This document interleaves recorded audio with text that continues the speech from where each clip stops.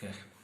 Good morning, students. In the previous session, we have derived the expression for stiffness matrix for a 1D bar element using direct method, which is the most simpler method. Also, we have used principle of minimum potential energy. Also, in the last class, we have also derived general expression for stiffness. Okay, for finite element, whether it may be bar, beam, truss, triarch, quad or brick elements. Today we will derive the expression for stiffness matrix using strain energy by Cartesian coordinates. Okay, we have two system of coordinates widely used in FEM. Natural coordinates, in terms of 1D it will be zeta, in terms of 2D we'll use zeta and eta. In terms of 3D natural coordinates, we call it as zeta, eta and psi. But in Cartesian coordinates, you are all familiar, it is x, y, z coordinates.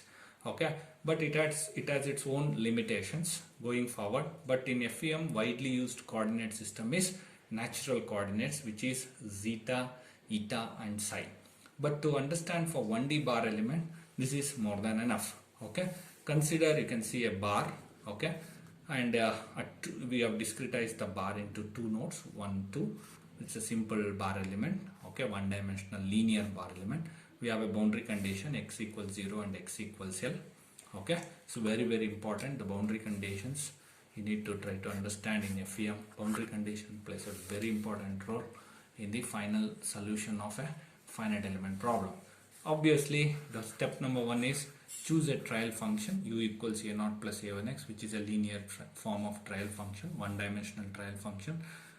The boundary conditions to be applied for further simplification to evaluate a0 and a1 at x equals 0, u equals u1.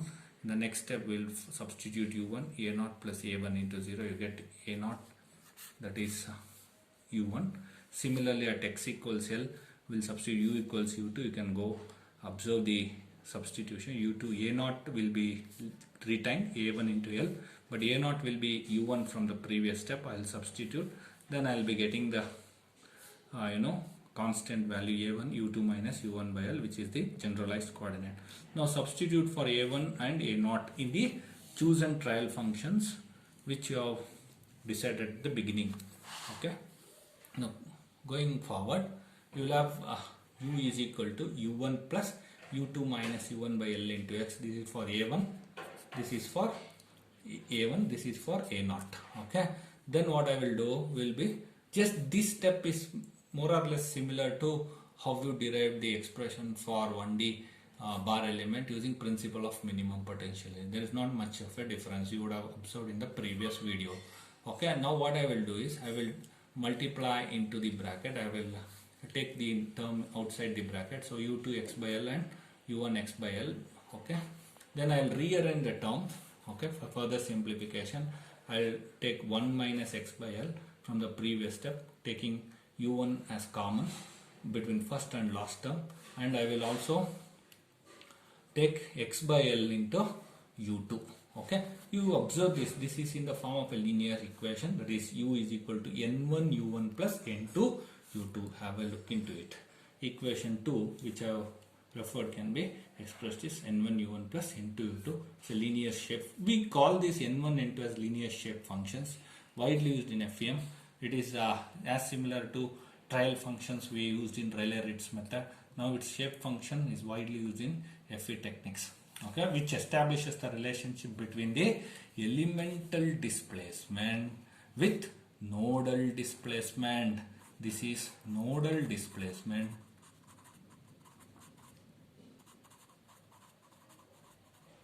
This is element displacement. So what is a shape function? It establishes the relationship between elemental displacement and nodal displacement. Okay, if you use same order shape function to establish both displacement and geometry, such shape functions are called isoparametric shape functions. Have a look into it. n1 is 1 minus x by L, n2 will be x by L. Now you can see the variation of the shape function. The properties of the shape function are very interesting. Its value will be 1 at its particular node and it's 0 at other nodes. For example, at node 1, if you substitute x equals 0, okay, going forward, I will look into it. What is the boundary condition at x equals 0 at node 1? It is x is equal to 0. Now come forward here. Now if you substitute x equals 0, okay, at node 1, you will get 1 minus 0 by L, it will be 1. Here it will be 0 by L will be 0. So N2 will be 0, N1 will be 1. Have a look into it. At node 1, N1 will be 1, N2 will be 0. Similarly, at node 2, if you substitute, what is the boundary condition at node 2? It is x equals L. At node 2, if I substitute x is equal to L, N2 will become 1, N1 will become 1 minus L by L will be 1 minus 1, 0. Have a look into it, the shape function. So it varies from 0 to 1. But if you add both the shape function, it will be N1 plus N2 will take the value 1. Okay, it's very, very important. It will be having its value as 1 at node and 0 at other nodes. The sum of shape functions is equal to 1. Make a note of it. The sum of shape function will be equal to 1. That means N1 plus N2 will always be equal to 1. Okay, especially in isoparametric formulation of stiffness matrix. The above shape functions are also called as isoparametric. Same order shape function are used to define both geometry and displacement.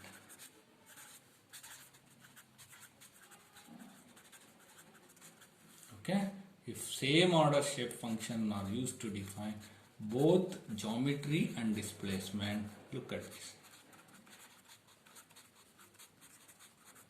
Look at this. This is geometry, U1 is displacement. Such shape functions are called isoparametric. Now we know very well known equation for strain, epsilon is del U by del X. So I will take out that expression U which you have seen in the previous step, 1 minus x by L into U1 plus x by L into U2. Then I will take the derivative of it, partial derivative once, just simplification, minus U1 by L plus U2 by L. Then I will rearrange the terms in matrix form, guys. Very, very important in matrix form. Minus 1 by L plus 1 by L comma 1 by L U1 U2. Then this will be epsilon is BU.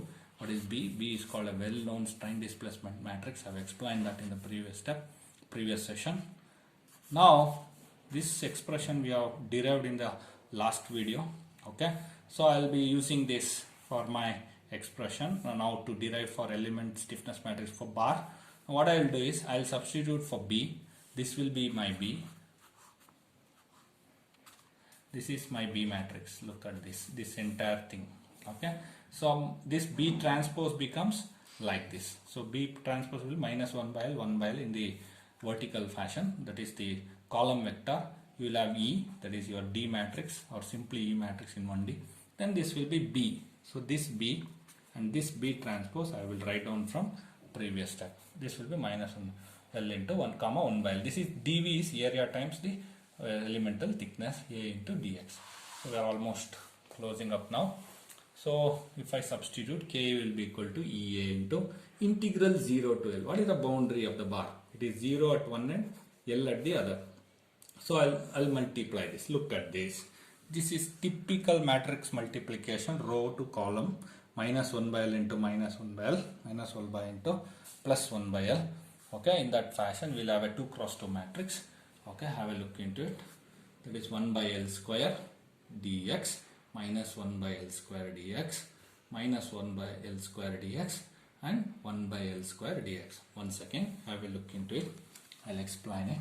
So minus 1 by L into minus 1 by L will be 1 by L square dx minus 1 by L into 1 by L will be plus, then it will be plus 1 by L will be minus 1 by L square dx. This will be 1 by L into minus 1 by L will be minus 1 by L square dx, and this will be positive. So it is a 2 cross 1. Okay, and this will be 1 cross 2 matrix. So therefore it will be 2 cross 2 matrix. Resultant matrix will be 2 cross 2. Have a look into it. So once I get this step, I will do the integration between 0 to L. The only variable is x dx. So I will get x. Put the upper limit L, lower limit 0. So upper limit minus lower limit, definite integrals, basic integration.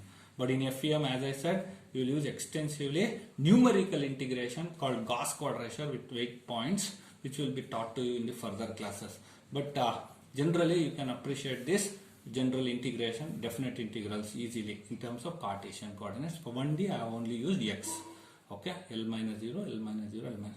So I'll cancel one L from numerator to denominator. I'll get this expression. So typical bar element stiffness matrix. So which is same as what you have studied or derived in your earlier sessions. So this elemental stiffness matrix is very interesting and very useful to solve simple numericals in 1D structures, okay, subjected to various boundary conditions and loads like point loads, body loads, and also traction loads. The load vector expressions we can understand in the later stages. Thank you very much, guys.